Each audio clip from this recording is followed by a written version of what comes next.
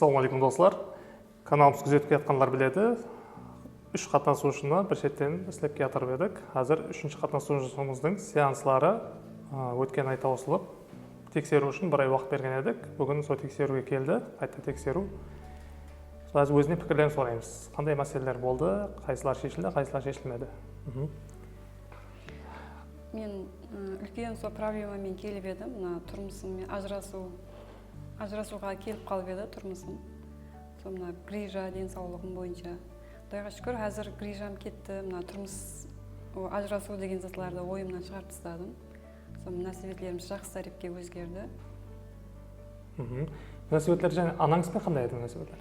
Анамызбен бұрын ұрсып, ашуланып қала беретін еді. Қазір әмесі жақсы, ондай ұрыс, ондай зат еш нәрсе жоқ.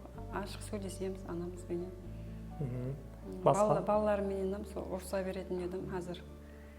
Ашу деген зат жоқ, олма қалмады. Басқа адамға обидание жоқ па? Яқсы, көпшілікке араласа алмайтын едім. Көпшілікке бармайтын едім, онша көпшілік отыратын жерлерге.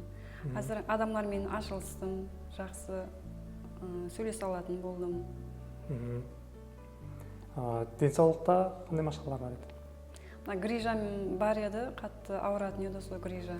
Соны сіздің сеансыңызға келгелі бері грижама мұнша беспокоить етпейтін болды. Ұмытывам кетемен арасында. Сонша ауырмайтын болдым. Және келген уақытта невроз, неврастия деп айтып едіңіз. Олар кесентітпей ма? Қазір еш нәрсе. Жеп-жеңіл болдым. Адамның миында екен һәм проблема, ауру, кеселік деген. Мидан басты тазалап шығарып тастағаннан кейін әмесі жақсы тарепке өзгерді еткен. Әзір еш нәрсе қалмады, ауруларыма еш нәрсе әзір беспокоить етпейді. Жаңағыдай ашуым келгенде шелеклерді лақтырып, ескілеп теумен деп едіңіз. Қандай болды солар? Әзір одан еш нәрсе қалмады, әзір олардан жақсы тарепке өзгеріп жатыр, Құдайға шүкір. Онда агрессия жоқ па әзір? Еш адамға өкпелеу, ашу деген заттар жоқ. Түсінікті. Басқа қандай өзгерістер сезіп отырсыз? Өзімде самооценкам көтерілді. Адамдармен сөйлесіп, жақсы нәсібетлерді құрып басыладым. Өзімде энергиям көтерілді. Әр затты істеп, суаққа шекем, өтіп кеткен уақытыма ашынып жатырмын да әзір. Энергиям көтеріліп, әме зат қолымна өзіме сенім деген зат пайда болды. Сол әме зат істегім келіп жатырып та тезірек. Самооценка алдын қандай еді? Өзімді әмеден бір салыстырып, өзімді бір төмен неге пәске көретін едім да, өзіме еш нәрсені қимайтын едім, өзімнен аяйтын едім да әме затты.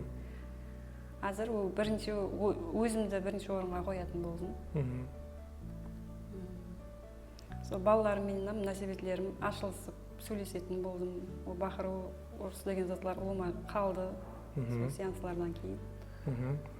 Окей, кейін біздер сеанс алған адамдар айтады, әме жақсылық қылғысы келе беретін болып қалды маған дейді. Таныс, жақын, танысын, танымасын әме көрген адамдар. Сізде қандай болады? Бірінші нәубетте соңына ақша потогым ашылды.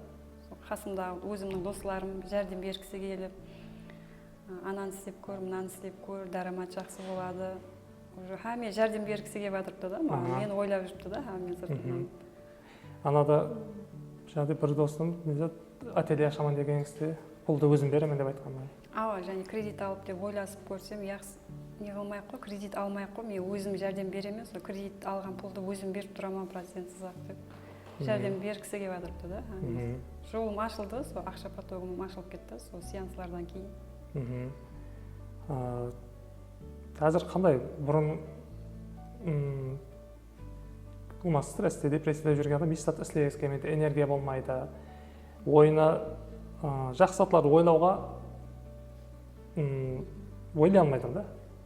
Ойында кілең жаман затлар жүргеннен кейін. Не затлар істегіңіз келеді, не затлар өзгеріп жатыр пікірлеуде, әрекетте? Бұрын жаман затлар ойыма келе беретін еді. Әзір азанда тұрсам, шаршап тұратын едім. Қазір жеп-жеңіл, миымда, басында еш жаман негативлерім қалмады. Азанда энергия толып, әміз зат істегім келіп. сол өзіме бір күш пайда болды да. Бізде келген адамларға уже өзіне тікіленіп алғаннан кейін енді алдын кәсібіңізді бизнеске айналдырың деп айтамыз да. Әзір қандай ойларыңыз? Сол таза идеялар ойыма келіп жатыр да әзір.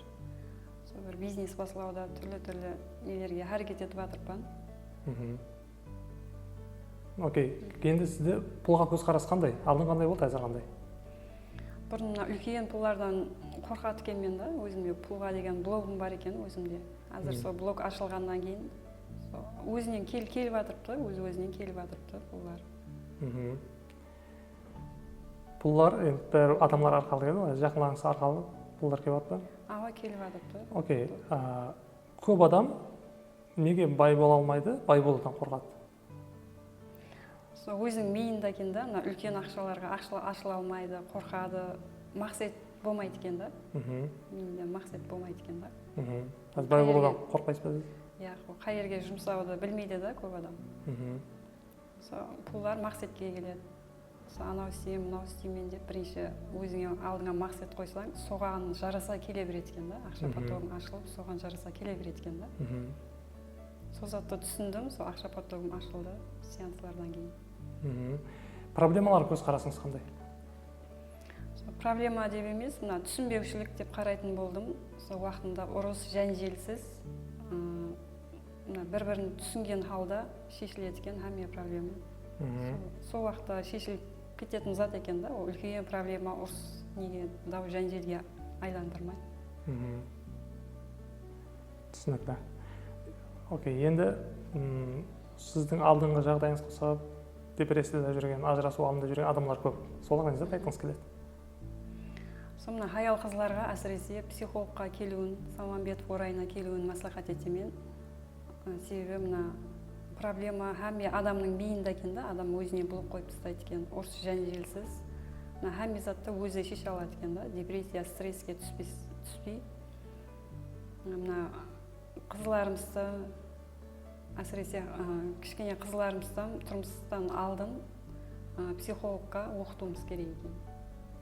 Сол затты түсіндім да, психолог әрбір адамға керек деп ойлаймын. Депрессиядан түспеуге, шығуға затлар қылуы мүмкін. Сол көріп отқан әйелдер, болмасында депрессия жүрген әйелдер. Сол өзін-өзі ұслап, ойланып, сөйлесу керек екен да, әмме зат өз уақытында сөйлесіп барылса, үлкен проблемаға айланбайды деп ойлаймын. Сол сөйлесу арқылы шешіледі екен да, әмме ұрыс дау жәнжелсіз. Әзір сіз миыңыз босағаннан кейін, проблемаңыз қамағаннан кейін арқай айтып отырсыз. Басқа адамлар, өз проблеманың ішінде депрессияда жүрген адамлар, мына сіздің айтып отқандарыңыз фантастикалық көрінеді. Алдында менде бар еді, ұрыс, әмме зат ойымда уже жаман нелер келе беретін еді да, жаман негатив пікірлер келе беретін еді ойымда. Азыр сол затларды ойласам, бір күлгім келеді да, өзімнен сыртымнан қарасам, күлгім келеді да, сол уақытта істеген қылықтарыма, ойларыма. Адамның миы босап тазаланған уақытта еш проблема да болмайды екен.